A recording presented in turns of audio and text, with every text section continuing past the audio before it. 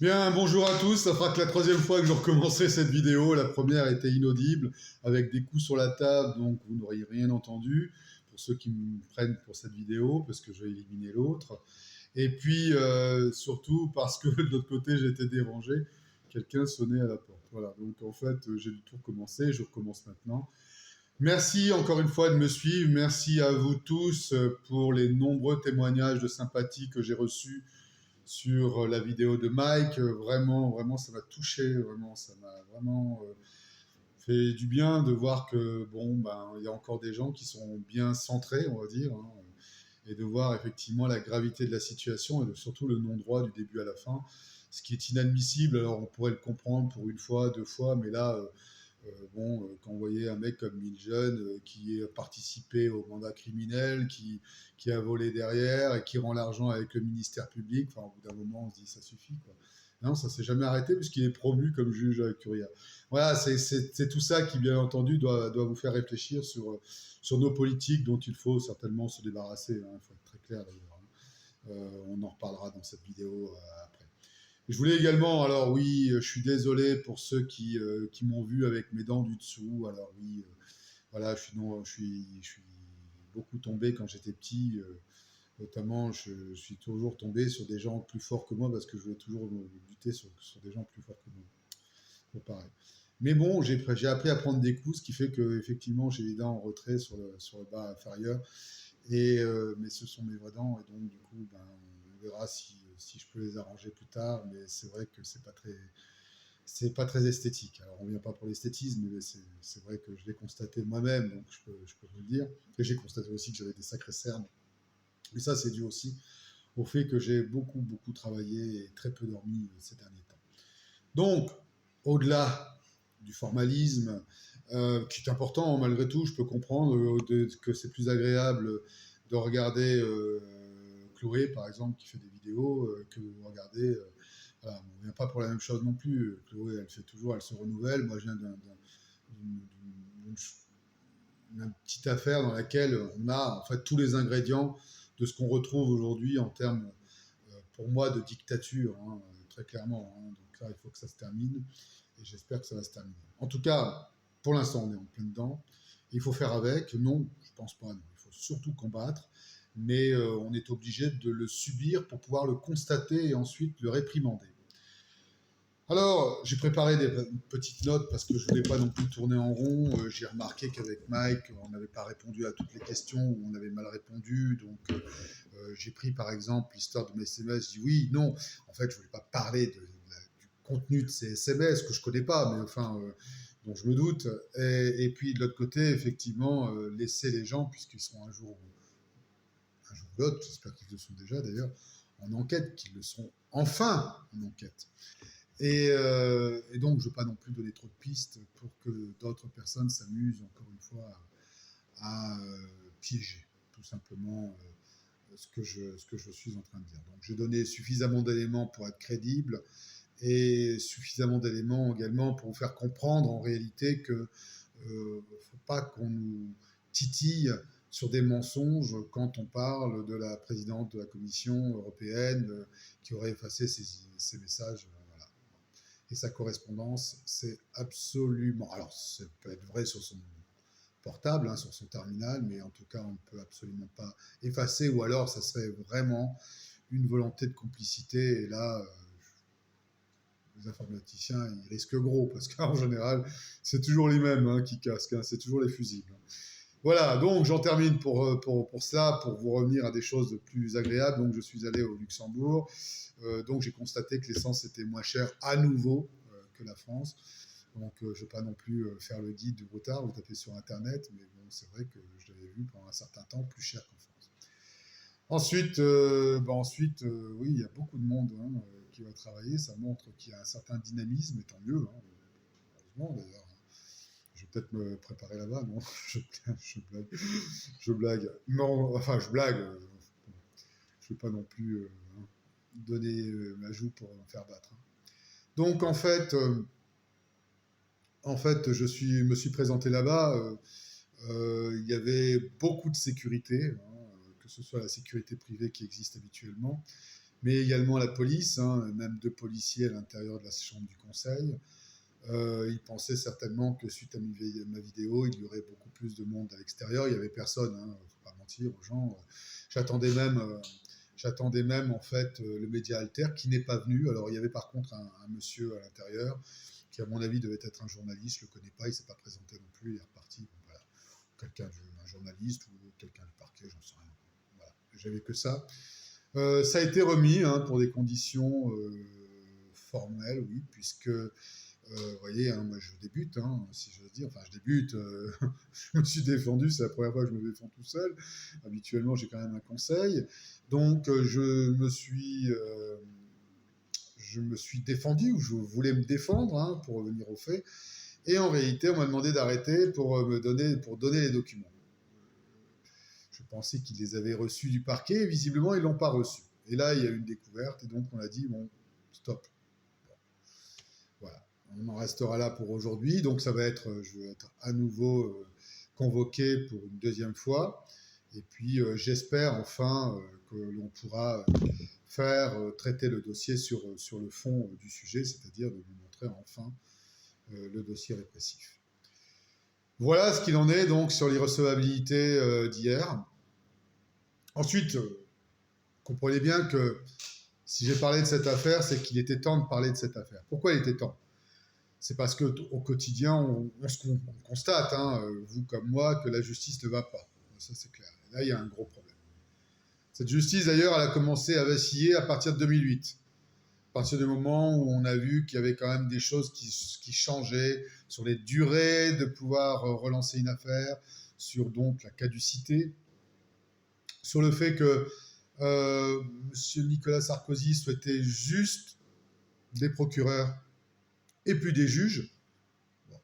Alors moi, je vais vous dire, hein, il faut et des procureurs de citoyens, non plus de la République, ça ne veut plus rien dire, des citoyens et un juge d'instruction indépendant, ce qui signifie en clair que cette justice doit être indépendante du pouvoir politique. Enfin, nous devons le reprendre en main, ce pouvoir, avec non pas simplement une indépendance de façade en disant oui, mais bon, voilà, le procureur est élu par... non, il n'est plus élu. Alors la seule élection qu'on acceptera, ce sera l'élection des citoyens. D'accord ? Et puis après, on pourra le reconduire ou pas. Voilà, c'est comme ça que ça marche. C'est-à-dire selon les cas. C'est-à-dire ce qu'il a traité comme cas, on va les analyser. Donc un contre-pouvoir, à la fois sur le procureur et à la fois sur les juges d'instruction. Il y a une chose aussi toute simple à faire maintenant, tout de suite, là, séance tenante. Signer un décret pour la fin de la franc-maçonnerie dans la justice. L'obligation de jurer devant une Bible. Sur une Bible, en tout cas, de pouvoir s'engager à dire je ne suis plus, ou je ne suis pas, parce que avant d'être plus, il faudra d'abord avoir un audit par nous-mêmes, hein, pareil, on n'a plus besoin de personne, on ne paye pas des frais d'un cabinet extérieur, hein, on va le faire nous-mêmes, c'est-à-dire on va reprendre en main notre justice, au sens où on va former des gens, on doit se former, d'ailleurs c'est pour ça que je devrais faire un tribunal des citoyens, pour faire des assemblées, avec peut-être à l'issue de ça un RIC de la justice, hein, réécrire, peut-être pas tout le code, mais en tout cas réécrire un certain nombre, n'avoir qu'un code de commerce, un code pénal, un code de pénal, plus de code administratif et de la sécurité sociale, tout ça, on l'intègre, j'allais dire, dans le code pénal ou dans le code civil ou dans le code... Bon, voilà. En tout cas, simplifier pour justement aller à l'essentiel et condamner si besoin. Et puis, bien entendu, pouvoir, pourquoi pas même, non plus seulement solliciter le procureur de la République, moi je l'appellerai des citoyens, c'est fini la République, des citoyens, on pourra éventuellement saisir le juge d'instruction, comme d'ailleurs peuvent le faire les journalistes immédiatement, hein, ils n'ont même pas besoin de passer par le procureur de la République actuellement en tout cas, et donc on pourra saisir directement le juge d'instruction si on pense que l'indépendance ne serait pas respectée au niveau du procureur des citoyens, et on pourrait éventuellement, quand c'est très politique, hein, comme mon affaire, pourquoi pas saisir directement les citoyens, le tribunal des citoyens, c'est-à-dire la partie citoyenne hein, qui serait là, donc, parce que je l'envisage, j'allais dire, aussi bien pour les amendes que jusqu'à la Cour suprême. Parce qu'aujourd'hui, on supprime tout. En fait, aujourd'hui, on est en train de faire à nouveau, hein, pour parler un peu familièrement, mais c'est tout à fait ça, de la branlette intellectuelle. Voilà. Voilà.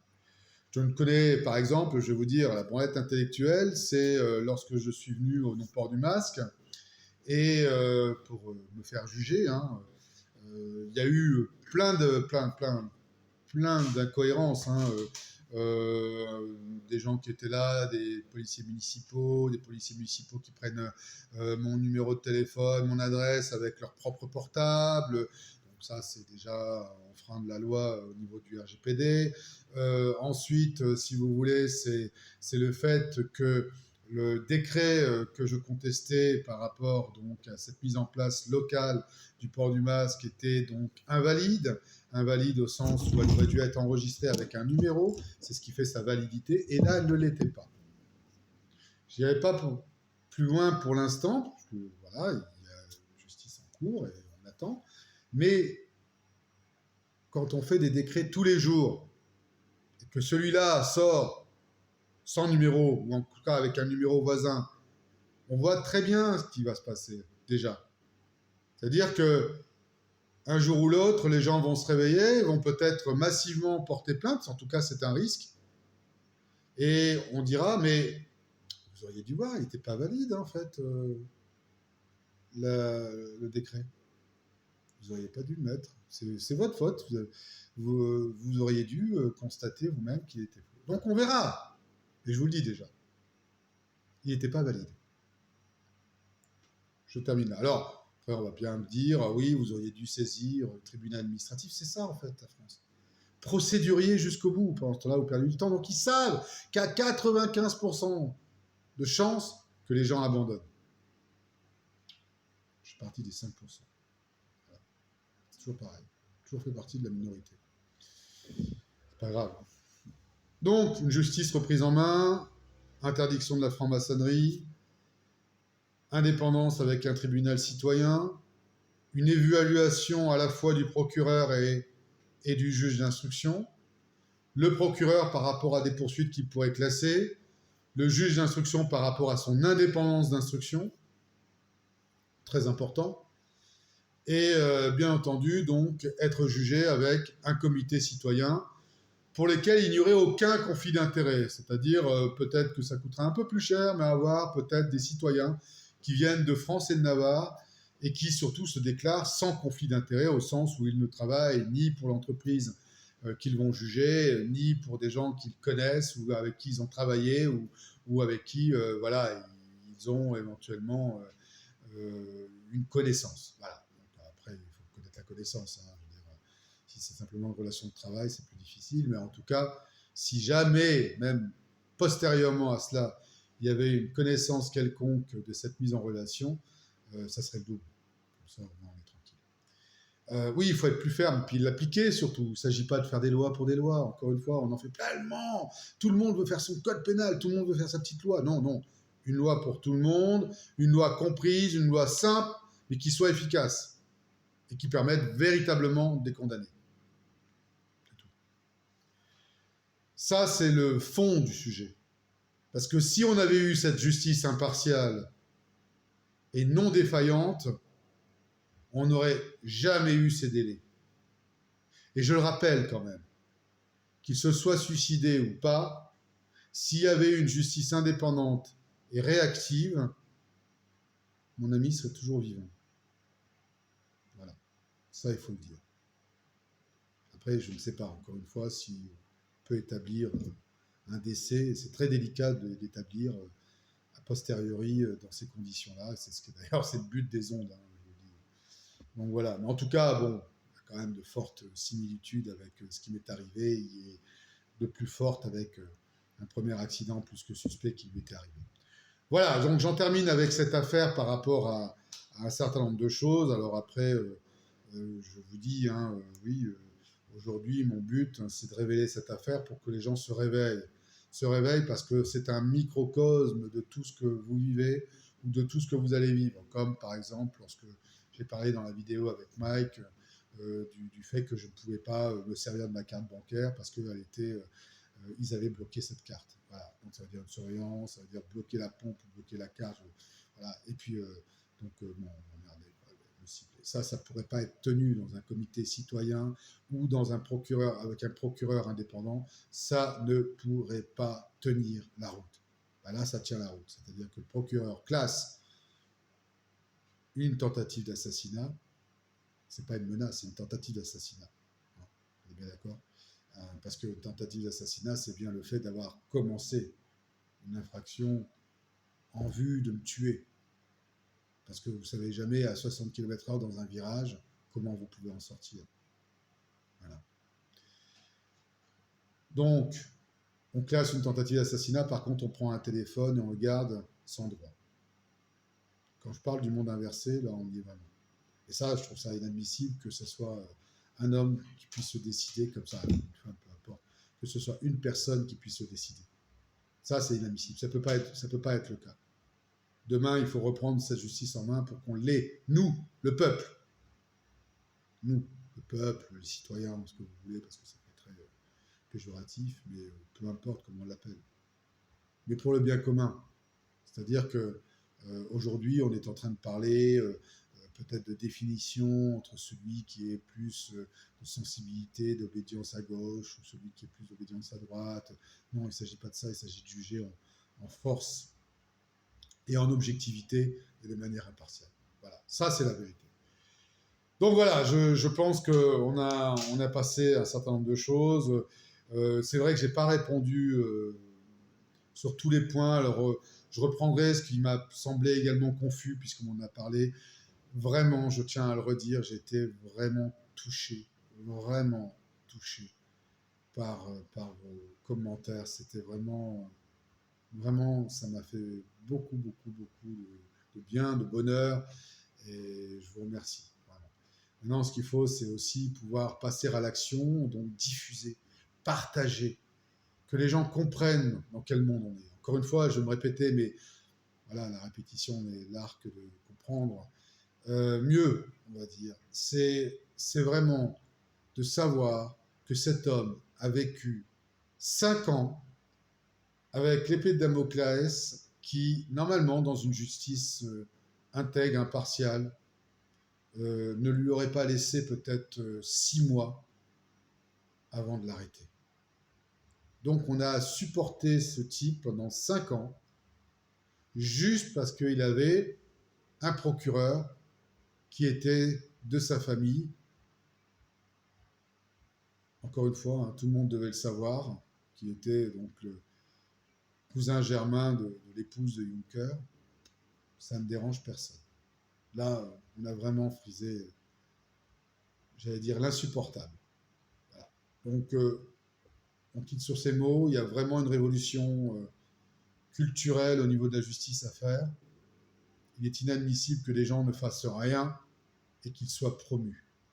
Il est inadmissible que des gens disent, par exemple, quand je parle de transparence, « Oh, bah écoutez, en parlant du juge Vouot, oh, écoutez, c'est pas ici, ça vient du Luxembourg. Ah bon, montrez-le-moi. » Et ils jugent de l'irrecevabilité. Sans que je sache. Et ils ne veulent pas me montrer le dossier que j'ai réclamé à 2 reprises. On est dans le secret. Ils couvrent des choses. Ça veut dire qu'ils protègent des assassins. On en est là, hein. Vous allez vous faire effectivement prendre pour un PV, pour cette vitesse, pour ce que vous voulez. Par contre, on peut passer crème, les assassins. Enfin, qu'est-ce qui tourne par rond, là? C'est la Terre, là, qui a inversé les pôles, ou c'est les pôles, là, qui se sont inversés au niveau de l'État? C'est insupportable, ça devient insupportable. Insupportable, cette inversion des valeurs. Puisqu'il dit même, d'ailleurs, « Ah, mais vous savez, c'est confus. Confus de quoi? Je lui donne un maximum d'informations pour que, justement, il regarde. » Et on sait où il a été promu, quoi. Où chacun rêverait. Alors, Vous savez, contrairement à ce qu'on peut croire, ils n'ont pas forcément envie, les juges, d'aller sur une île, alors à moins que ça leur plaise, hein, mais ils sont quand même rares à vouloir aller sur une île parce que souvent ils savent que les dossiers sont à la hauteur de l'île, quoi. C'est-à-dire, c'est toujours la même chose et c'est toujours les mêmes infractions, ou même s'il y a meurtre, c'est souvent des meurtres en famille, si je veux dire. Mais, euh, mais c'est vrai que bon, pour la tranquillité, pour la qualité de vie, et peut-être aussi pour les affaires, c'est vrai que je pense que Monaco est certainement plus intéressant. Le problème, c'est pas d'aller à Monaco, le problème, c'est de savoir comment il est arrivé à aller à Monaco. C'est tout. C'est tout ce qui m'intéresse, en fait. Et c'est là où on frise, justement, le débat sur la franc-maçonnerie et son interdiction au sein de la justice, son interdiction avant et après, c'est-à-dire par là qu'un juge d'instruction ou un procureur ne devra pas être, alors, pas si c'est 6 mois, vous savez, moi je l'ai fait 6 mois, je l'ai quitté tout de suite, hein, j'ai compris. Mais bon, si ça peut être 1 an, voilà, c'est tout. Mais quand on commence à y aller et puis qu'on y va et qu'on arrive à un certain degré, là vous pouvez vous dire qu'effectivement c'est un vrai problème. Voilà. Après, il y a des gens très bien, hein, tout ce qui est, là j'ai pas opératif, mais je pense que là il faut une transparence. Et encore une fois, peut-être, peut-être par les affaires, et c'est pour ça que je dis, quand je dis la justice, c'est toute la justice, hein. J'ai rencontré aussi pas mal de gens, notamment donc, au niveau des tribunaux de commerce, il faut tout refaire, hein. Tout refaire au niveau des tribunaux. Enfin, je dis, faut partir d'une feuille blanche pour le refaire. Alors je sais que je vais me créer des inimitiés, c'est pas grave. Le constat, il est là. Et moi, je travaille en toute objectivité, impartialité.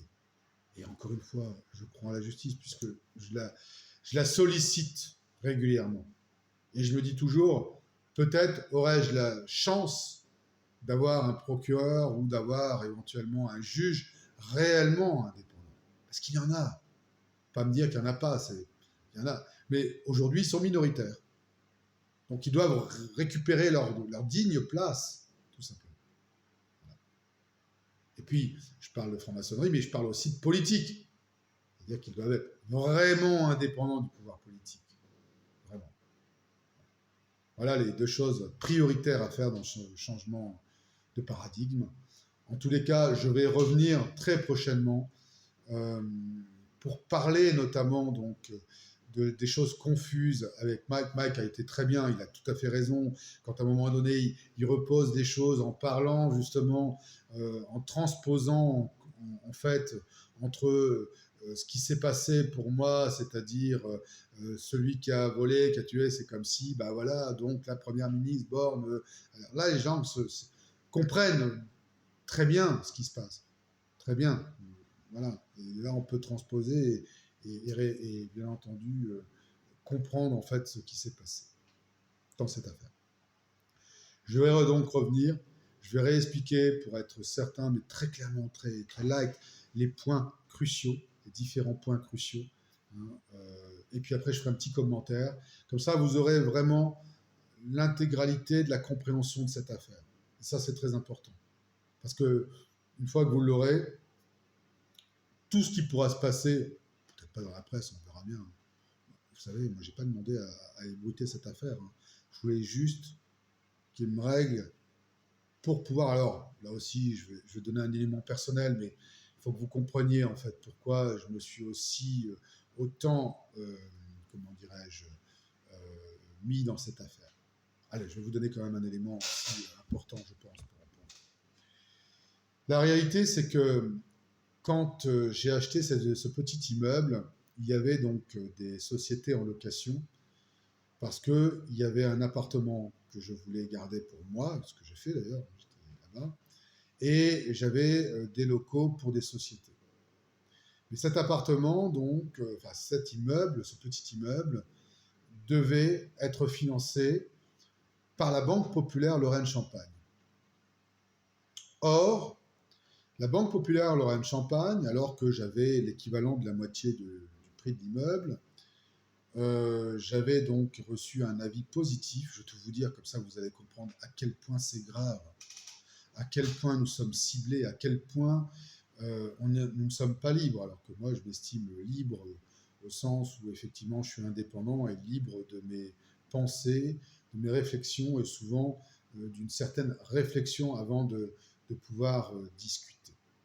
Donc, je reviens à la Banque Populaire qui m'octroyait un prêt, banque française, hein, qui m'octroyait un prêt, mais au lieu de m'octroyer un prêt pour la totalité de l'immeuble avec comment dirais-je, la rénovation, la banque, au bout de 2 ans, alors qu'elle m'avait accordé le crédit dans un premier temps, au bout de 6 mois, non, je ne sais plus, 6 mois, ça avait déjà traîné parce qu'il a fallu monter une SCI alors que je voulais prendre en direct. Je ne vais pas vous expliquer tout le montage, ça ne sert à rien, c'est pas ça le but. Le but, c'est que vous compreniez bien ce qui s'est passé. Et pour vous montrer que cette affaire était déjà commencée sans que je le sache. Le but, c'est qu'en fait, vous compreniez que quand on vous a ciblé bien avant, parce qu'eux étaient déjà au courant de ce qu'ils avaient fait. Donc, et c'est pour ça d'ailleurs que quand je vais écrire mon bouquin, je vais commencer à l'année 2005.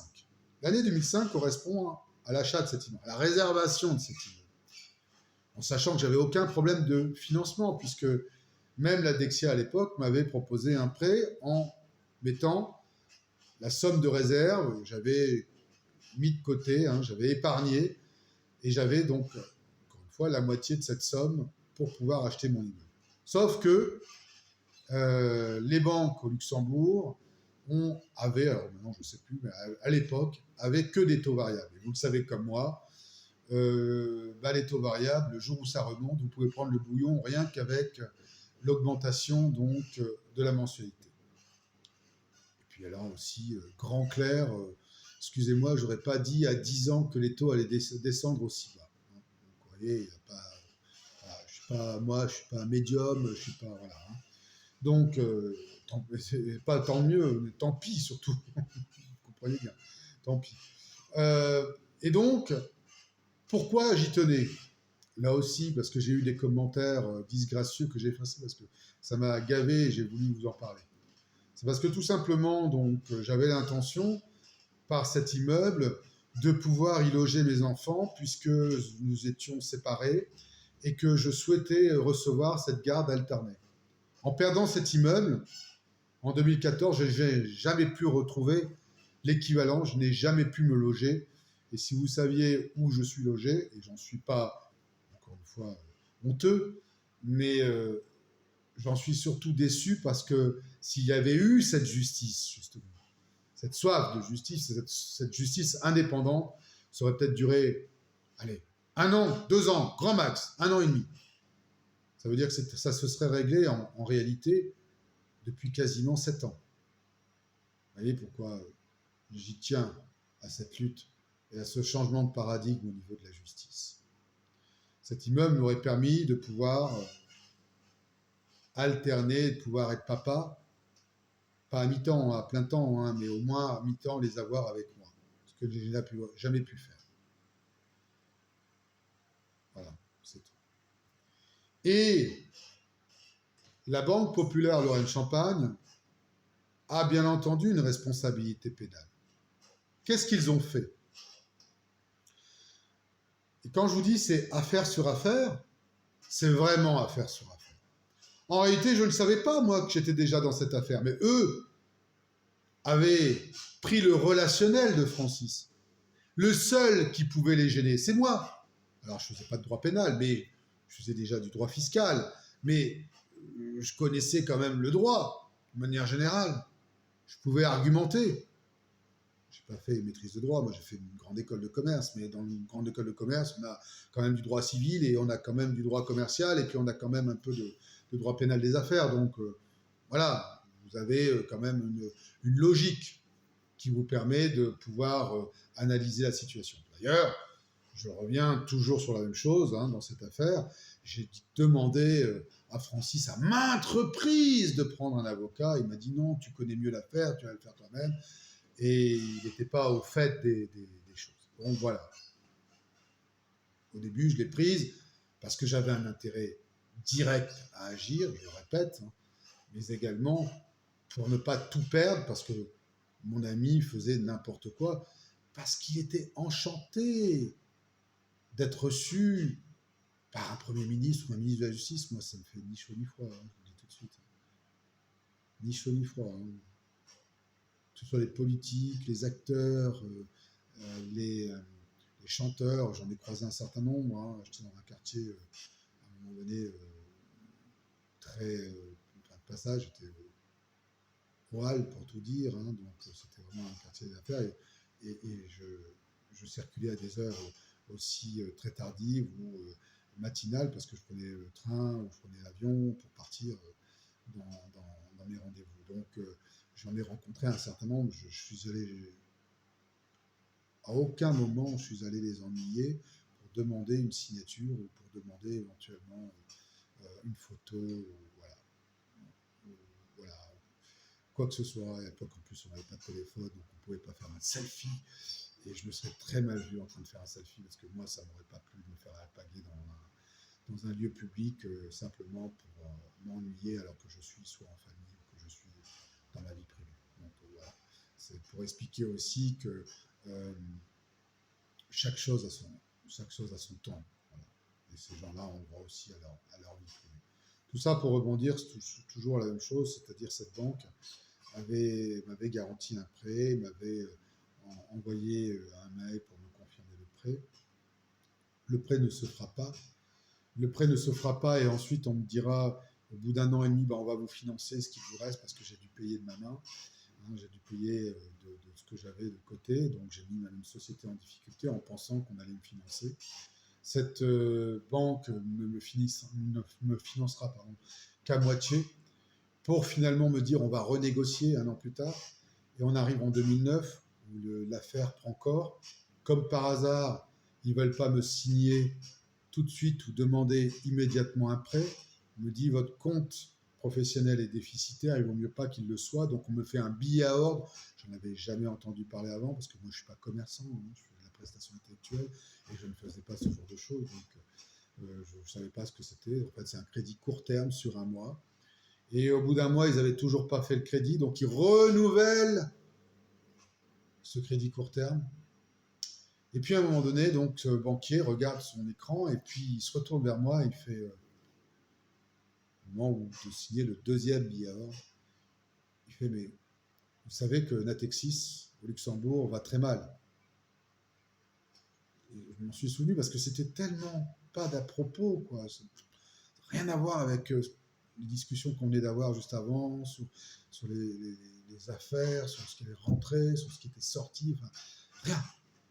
Et je lui réponds, mais genre, vous voulez dire que vous n'avez pas les moyens de me financer, il faut me le dire tout de suite. Est-ce que... Alors, je dis une bêtise, hein, c'était pas non plus énorme. Hein. Il dit, non, mais je voulais que vous le sachiez. Vous voyez, ça, c'est typiquement le réflexe des francs-macs, par exemple.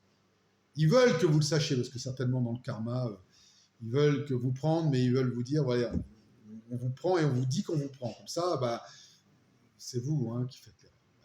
Donc, en réalité, j'apprendrai plus tard que ce directeur de banque qui ne me financera jamais, qui ne réclameront pas ce billet à ordre à aucun moment, vous entendez, à aucun moment qui ne réclameront ce billet à ordre jusqu'au mois de mars 2010, soit quasiment 1, 2, 3, 4, 5, 6, 7 mois plus tard, sans me relancer, sans envoyer un recommandé, sans me proposer quoi que ce soit, en me disant que c'est toujours en cours. Et en réalité, je découvrirai que mon directeur, beaucoup plus tard, hein, il y a 2 ou 3 ans, je pense, où j'apprendrai que mon directeur était un franc-maçon. Donc ils ne me financeront jamais. Ensuite, les difficultés arrivent puisque les locataires partiront et je n'ai plus les moyens de le payer, de rembourser donc les mensualités.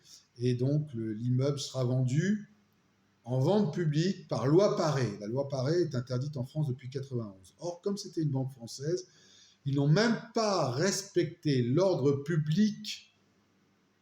Vous voyez, on voit toujours les magouilles.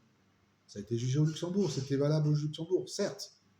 Mais ce n'est pas parce que c'était valable au Luxembourg que pour autant la banque avait le droit d'appliquer le droit luxembourgeois puisque son siège social et puisque elle venait, si vous voulez, en ce qu'on appelle en LPS au Luxembourg, c'est-à-dire en libre prestation de services, c'est-à-dire qu'en réalité, elle n'avait aucun établissement stable.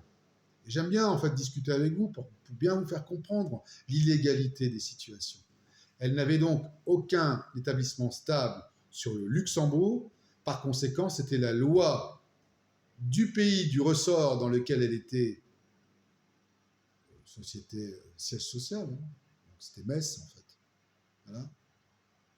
Et elle aurait dû être jugée par rapport au droit français. Mais ils disent oui, mais c'est sur le lieu de l'immeuble, oui, ou c'est sur le lieu du défenseur, puisque j'étais effectivement au Luxembourg, enfin, du Blanche plus précisément. C'était Luxembourg, mais je veux dire, vous savez, il y a Luxembourg et Luxembourgville. Alors souvent les gens confondent les deux. Donc un petit patelin dans le pays du Luxembourg. Petit patelin, c'est déjà une belle ville. Mais bon, à l'époque, c'était plus petit. Et derrière ça, si vous voulez, de pouvoir dire, on juge par rapport au droit français, puisqu'il n'y a pas d'établissement stable, et que c'est d'accord sur le lieu du défenseur ou le lieu de l'immeuble, vous pouvez peut-être être jugé là, mais vous devez respecter le droit de votre pays, puisque vous venez de votre pays sans aucun établissement stable, donc vous ne pouvez pas vous réclamer de la loi locale, puisque vous n'avez rien au niveau local qui vous permet de justifier du droit local. Voilà. C'est aussi ça la réflexion à laquelle il faut être amené. Et moi, si vous voulez, je n'étais pas non plus... encore une fois, vous savez, c'est très facile de reconstruire à partir de ce que vous savez aujourd'hui. Mais à l'époque, je disais, bon, bah, c'est comme ça, j'allais perdre mon immeuble. Et je savais qu'ils avaient. Alors, là où c'est plus grave, hein, c'est d'ailleurs pour ça que j'en parle, je ne vais pas expliquer toute ma vie, mais c'est parce que ça fait partie de cette affaire. Pour vous montrer comment on vous cible partout. Partout. Et là, je vois, là, depuis quelques temps, c'est mes enfants qui sont ciblés. Ça ne me plaît pas du tout. Donc, je reviens à ce que je disais, parce que je n'étais pas au fait de cette affaire. Moi, encore une fois, les affaires de Francis ne me regardaient pas. Il venait de me commander, enfin, il venait de me dire qu'il allait me remettre quelque chose. Je lui ai rien demandé, j'attendais rien. Je l'ai fait pour l'aider, et quand je pouvais l'aider, je l'ai fait comme des gens que je peux apprécier beaucoup, avec qui je suis copain. Si je peux faire quelque chose pour eux, je le ferai pour eux. Voilà. Donc je l'ai fait dans cet ordre-là. D'accord ? Mais eux, voyant qu'on était proches, il fallait m'éliminer. M'éliminer, c'est-à-dire me dégrader financièrement. C'est-à-dire pour ça que j'ai subi beaucoup de problèmes au niveau financier. Ça a commencé dès 2007-2008. Alors, je pensais au départ que c'était par rapport à la crise où les gens avaient du mal à payer. En fait, maintenant, je me rends compte que c'est bien ça, puisque tout a été fait pour nous casser. Pareil, quand j'ai parlé dans la vidéo de Mike, on en reprendra sur un certain nombre de points. Sur la vidéo de Mike, je parle en réalité de ce qui s'est passé avec le marquage sur mon casier judiciaire à propos donc une simple taxe de roulage qui est devenue donc pénalisante. Encore une fois, il faut comprendre par là que ces gens-là ne font pas des lois pour le bien public.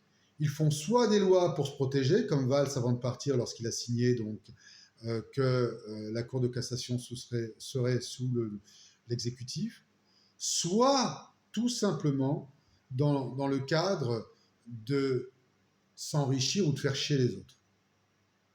Donc, soit c'est pour se protéger contre d'éventuelles poursuites, soit c'est pour emmerder quelqu'un, bien précis. Et ils sont capables de passer une loi avec tous les prétextes qu'il faut. Voilà. Bah, regardez, il y a des gens qui ne réagissent pas, mais quand même, Édouard Philippe, il est dans le groupe Athos, qui a donc pris les panneaux à 80 km/h. C'est-à-dire que le moment où il était donc Premier ministre, il a décidé de réduire de 10 km/h avec encore une fois, hein, toujours des études bidons qui veulent rien dire, qui montrent rien du tout, mais qui veulent rien dire. C'est très facile, hein, vous savez. C'était mon premier métier, le marketing, en fait. C'est très facile de faire des phrases qui permettent d'avoir des consentements, on va dire, tout à fait classiques de oui, là où il dirait non, parce que les phrases sont tournées à l'envers, et forcément, vous allez répondre comme vous consentez. Voilà. Donc, par exemple, vous n'aimez pas le chocolat. Si, j'aime le chocolat. Donc, on va dire oui, oui. Donc, il aime tous les chocolats. Voilà les définitions. Tout ça pour dire qu'en fait, lorsqu'on dit ça, ça veut dire aussi que derrière, Monsieur Édouard Philippe est allé travailler chez Atos, donc il est allé pantoufler dans le privé. Et ce groupe, qui donc avait fait les panneaux à 80 km/h, c'était devenu son employeur. Enfin, lui est administrateur. Et ça, c'est poursuite immédiate. Poursuite immédiate, c'est de la corruption. Ça passe crème. Ça, par exemple, c'est un dossier d'anticorps. Hein. Ça, c'est sûr. Hein. C'est pas moi, hein, mais c'est un dossier d'anticorps. Mais c'est aussi, par rapport à une justice citoyenne, aussi une prise de rendez-vous. C'est-à-dire, de dire ça, par exemple, ça doit être poursuivi. Donc, vous voyez, où je veux en venir, c'est pas non plus simplement de dire oui, vous voyez, c'est dramatique, puis toujours rabâcher les mêmes choses avec. Non, c'est d'avoir élaboré un certain nombre de choses. J'ai demandé à Valérie Bugeaud de venir, on aurait pu échanger. Bon, elle n'est pas venue. Je ne ferai pas de commentaires, ça, voilà. Elle peut être très occupée et ça, je peux comprendre. Mais voilà, je trouve qu'elle a été indécente avec un homme qui l'a invité donc sur Radio Réveil. Et j'aurais bien aimé quand même qu'elle puisse rester jusqu'à la fin parce qu'il y avait des gens très intéressants. C'est tout. Je vais vous souhaiter une bonne soirée. Alors, je termine par le clou de cette banque parce que non seulement ils m'ont vendu mon immeuble, mais je me suis constitué partie civile pour le faux qu'ils avaient réalisé, c'est-à-dire qu'à posteriori, ils avaient écrit un document pour montrer qu'il y avait eu 3 billets à ordre qui passaient dans le temps. Et force est de constater que ce billet à ordre n'a jamais existé, ce qui veut dire en fait qu'ils m'ont laissé 8 mois, parce que tout simplement, ils attendaient de savoir si véritablement il allait y avoir une donation d'effectuer ou si la donation restait dans le panier. Donc le directeur d'agence, je vais répéter, qui est franc-maçon, était en parfaite connivence avec ces gens. Et il m'aurait certainement donné le prêt a posteriori si j'avais eu cette donation. Mais ce qui s'est passé, c'est que je ne l'ai pas reçu. Donc, il ne m'a pas donné de prêt. Et ils ont laissé courir, jusqu'au moment où on dit non, maintenant on est plus obligé de fermer. Et c'est là où les problèmes sont arrivés, c'est là où ça a commencé à devenir sérieux. Je voulais vous le dire pour bien vous montrer que c'est très facile aujourd'hui de recouper les affaires. Et vous allez voir, hein, c'est comme la taxe de roulage, comme je vous l'ai dit, je suis convaincu aujourd'hui que l'embrayage a été trafiqué de telle manière à ce que je reste très loin du Luxembourg, puisque j'étais à Boulogne-sur-Mer, tout simplement parce que je venais justement de découvrir la veuve dans la maison de retraite où elle avait été cachée. Voilà. Donc, je vous dis, c'est affaire sur affaire. Je vous souhaite une bonne soirée. Merci pour merci vraiment pour vos commentaires, ça m'a fait vraiment beaucoup de bien. Merci de me regarder, partagez, non pas celle-là c'est pour entre nous, les abonnés, mais partagez celle avec Mike, et puis on en refera une autre très certainement sur d'autres médias, il y a d'autres personnes là qui m'ont contacté, on essaiera de le faire autrement, et vous verrez, c'est dramatique parce que c'est bis repetita dans chacun des pays dans lesquels j'ai vécu durant cette période-là. Je vous souhaite une bonne soirée. C'est une vidéo qui est un peu plus longue que d'habitude. C'est la 3e fois que je la recommence parce que d'un côté, il n'y avait pas de son. D'un autre côté, j'avais tapé sur la table. C'était inaudible, c'était insupportable. Donc, j'ai quand même installé pour voir ce que ça donnait. Je ne savais pas que ça allait faire ça, hein, sinon je n'aurais pas mise. Donc, celle-ci va remplacer les 2 autres, donc vous ne les verrez pas pour ceux qui découvrent celle-ci.